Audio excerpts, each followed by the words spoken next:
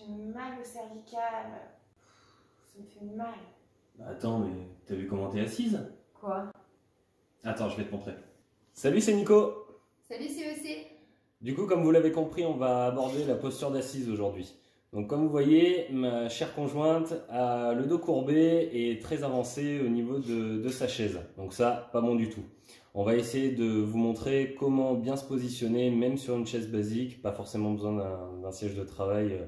Donc je vais repositionner OC de la bonne manière, de façon à ce qu'elle soit mieux et qu'elle se fatigue moins. Et les premiers, comme vous le voyez, à avoir des chaises classiques, de manière à pouvoir essayer de vous trouver une position la plus efficiente et efficace possible. Donc là, on va essayer de positionner OC de manière à limiter ses tensions et à limiter en fait la fatigue au quotidien.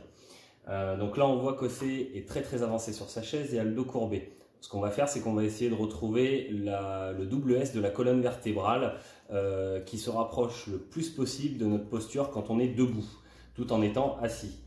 OC, s'il te plaît, tu vas reculer tes fesses et ton dos contre le dossier. Voilà. De manière à bien prendre appui et à garder le dos bien droit. En gardant le dos bien droit, vous reformez naturellement votre double S de la colonne vertébrale, donc qui commence dans la nuque et qui finit bien sûr en bas des lombaires. Donc la seconde chose à faire, bien évidemment, ça va être de limiter les tensions au niveau des épaules.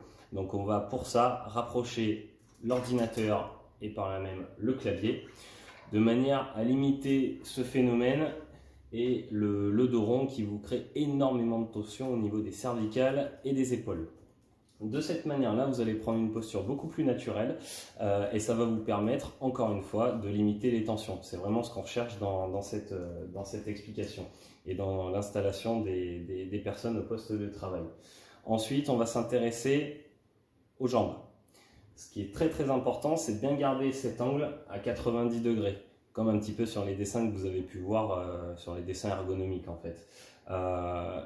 Ce qui va être important, ça va être au niveau de l'angle d'ouverture des genoux. Il faut rester à minima à 90 degrés, de manière à garder l'afflux sanguin naturel. Le mieux, et ça c'est des médecins qui m'ont donné ce conseil avec qui je travaille, c'est d'augmenter l'angle d'ouverture de manière à augmenter l'afflux sanguin et du coup de limiter les tensions qui peuvent se faire avec un angle fermé. Super. Donc on voit ici que l'angle d'ouverture est beaucoup plus important et ça lui permet en fait encore une fois de limiter les tensions et de diminuer l'afflux sanguin. Ça permet d'être moins fatigué tout au long de la journée. Ce qui est important et ce que vous ne voyez pas sur la vidéo, ça va être les pieds. Bien garder les talons au sol et la plante des pieds bien au sol, de manière à bien être appuyé sur les jambes et pas compenser avec le bassin. Attention, cette approche reste théorique. Bien évidemment, dans la pratique, vous allez forcément changer de position très régulièrement. Vous allez une fois croiser la jambe, une fois l'autre, vous ravancer devant, refaire le dos rond, etc.